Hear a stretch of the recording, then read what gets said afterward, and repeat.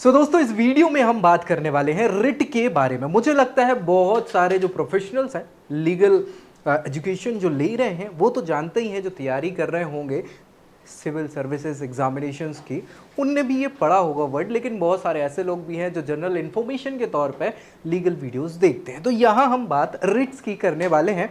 तो क्या होता है रिट, इस पे हम चर्चा करेंगे। फिर कितने प्रकार की होती हैं, टाइप्स ऑफ रिट, है ना, कौन कौन से टाइप हैं उनकी बात करेंगे। साथ ही साथ कौन इस रिट को जारी कर सकता है, ये सारी चीज़ें हम डिटेल में यहाँ इस वीडियो में डिस्कस करेंगे। दोस्तों में शेयर ज़रूर कर दीजिएगा और वीडियो अच्छा लगे तो लाइक करना है। साथ ही साथ पहली बार चैनल पर आ रहे हैं तो ज़रूर सब्सक्राइब कर लेना है ताकि सारी जानकारी आपको यहाँ प्राप्त हो पाए, डे टू डे अपडेट्स आपको मिल पाए। फिलहाल हम रिट की बात करेंगे। हिंदी में इसको रिट ऐसे ही बोला जाता है, कोई मतलब अलग वर्ड नहीं है। ये जो है ये वैसे इंडियन कॉन्स्टिट्यूशन में अगर हम बात करें रिट्स की तो कहीं ना कहीं अमेरिकी या यूएस कॉन्स्टिट्यूशन से ली गई है। इसमें होता क्या है आपको बता दें। ये बात करें कॉन्स्टिट्यूशन ऑफ इंडिया में आर्टिकल 32 है, आर्टिकल 32 है ना। हिंदी में संवैधानिक उपचारों का अधिकार इसको कहा जाता है। क्या कहा जाता है? संवैधानिक उपचारों का अधिकार। मतलब कहने की बात यह है कि अगर मान लीजिए हमारे जो भी राइट्स हैं, फंडामेंटल राइट्स हैं जितने भी, उन राइट्स को वायलेट किया जाता है तो ऐसी कंडीशन में व्यक्ति क्या करे, क्या करे? तो उसके लिए ये आर्टिकल बनाया गया है। और इस आर्टिकल के तहत कोई भी व्यक्ति जिसके अधिकारों का हनन हुआ है वो सीधे सीधे क्या कर सकता है? सुप्रीम कोर्ट में जाके याचिका दर्ज कर सकता है और सुप्रीम कोर्ट ही यहाँ पे सर्वे सर्वा है इस चीज को लेके। ठीक है, तो सुप्रीम कोर्ट को इसीलिए आपके संविधान का रखवाला कहा जाता है या मौलिक अधिकारों का रखवाला कहा जाता है। क्यों भैया? इनको ये अथॉरिटी या पावर दी गई है कि अगर आपके मौलिक अधिकारों का हनन हो तो आप उसको देखें, बचाएं।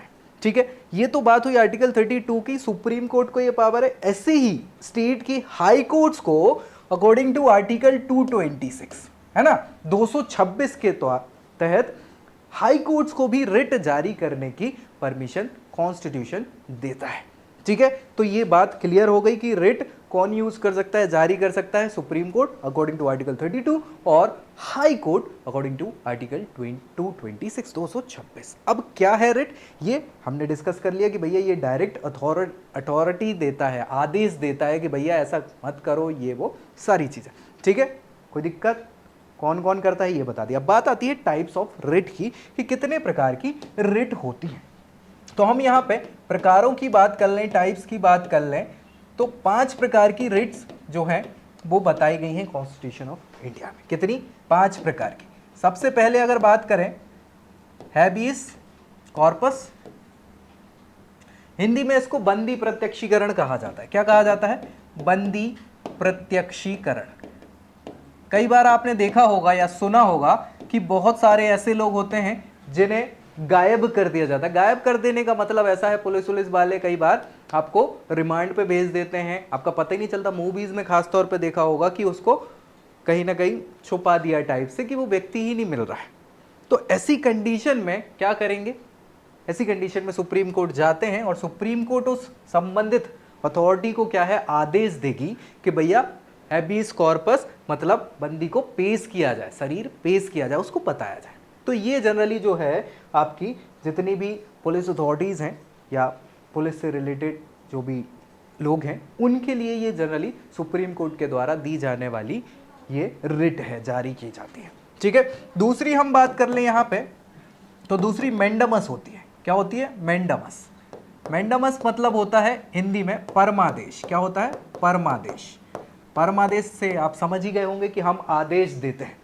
किसको आदेश देते हैं? उन लोकल अथॉरिटीज को, बाकी के सिविल सर्वेंट्स को जो अपने कार्य ढंग से नहीं कर रहे हैं, उनको ये क्या करेंगे? सुप्रीम कोर्ट आदेश दे देंगे कि भैया अपना काम क्या करें, ढंग से करिए, जो रूल्स एंड रेगुलेशन है उसके दायरे के अंतर्गत करिए और सही से आप कार्य करिए। तो मैंडमस जनरली ये हो जाता है। इसके बाद हम तीसरी रिट की बात करें तो तीसरी रिट जो है वो होती है प्रोहिबिशन।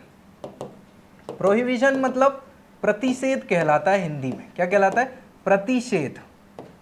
प्रतिषेध मतलब हो जाता है जनरली रोक देना। अब क्या होता है कि हमारे कॉन्स्टिट्यूशन में व्यवस्थाएं बनाई हुई हैं प्रॉपर कि भाई ये अधिकार आपको हैं, ये अधिकार आपको हैं, आप अपर अथॉरिटी हैं, आप लोअर अथॉरिटी हैं। वैसी ही चीज है, जैसे मान लीजिए कोई हाई कोर्ट है, वो ऐसे कार्य कर रहा है जो उसके अधिकार में नहीं आता, या कोई सबऑर्डिनेट कोर्ट्स हैं जो ऐसे कार्य कर रहा है जो उसके अधिकार में नहीं आता। अब ये उसके संबंधित हायर अथॉरिटी को जब पता चलेगा तो वो क्या बोलेगा? क्या बोलेगा?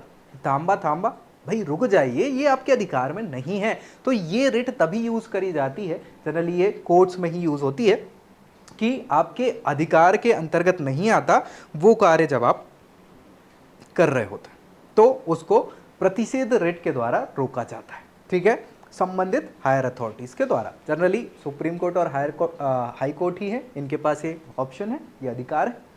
चौथी रिट की बात कर लें तो चौथी रिट जो है वो सर्चुररी होती है।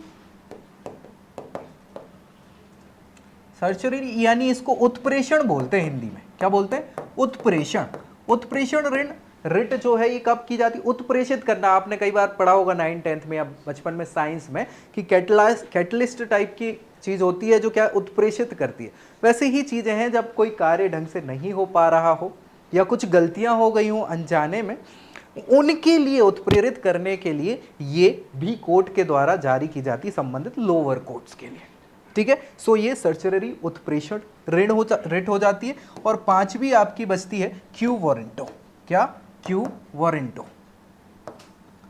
क्यू वारंटो जो है इसको हिंदी में बोलते हैं अधिकार प्रक्षा। क्या बोलते हैं? अधिकार प्रक्षा। अधिकार प्रक्षा कई बार आपने ऐसा सुना होगा कुछ केसेस में कि जहां पे कोई पर्टिकुलर सीट जो है किसी रिजर्व कैटेगरी के लिए अवेलेबल थी और उस पर कोई दूसरा व्यक्ति बैठ गया का मतलब उस पर उसने कैसे भी करके साम दाम दंड भेद से वो सीट हत्या ली। अब जो संबंधित पीड़ित व्यक्ति है वो क्या करेगा? कोर्ट के पास जाएगा, वो कहेगा कि सर इनकी तो अथॉरिटी में ही नहीं था, अधिकार में नहीं था और ये हमारी सीट पर बैठे हुए हैं। तो स्टे लगा देता है कोर्ट कई बार, और फिर पूछा जाता है उस संबंधित व्यक्ति से कि भैया तुम किस अधिकार से इस जगह पर बैठे हो, क्या ये तुम्हें अधिकार है इधर बैठने का? समझ रहे? तो ये अधिकार प्रक्षा या क्यू वारंटो सुप्रीम कोर्ट या हाई कोर्ट के द्वारा संबंधित अथॉरिटीज से पूछी जाती है जो गलत जगह पे है, बेसिकली कि आपका अधिकार है कि नहीं, ये अधिकार जानने के लिए ये रिट जारी करी जाती है। तो ये पांचों की पांचों रिट कहीं ना कहीं आपके मौलिक अधिकारों के हनन होने से आप बचा रही है। और इसका उत्तरदायित्व किसको सौंपा गया है? सुप्रीम कोर्ट को और रेस्पेक्टिव हाई कोर्ट्स को। और इसीलिए भैया सुप्रीम कोर्ट को संविधान का संरक्षक भी कहा जाता है। ये बहुत इंपॉर्टेंट चीज़ है जो बहुत सारे लोग जानना चाहते थे। वीडियो अच्छा लगे तो लाइक करिए, दोस्तों में शेयर करिए और चैनल को सब्सक्राइब कर लीजिए। बाकी अगली वीडियो में अगली जानकारी के साथ मिलेंगे, तब तक के लिए जय। I hope you like this video. For more such videos, keep watching our channel and do not forget to like, share and subscribe.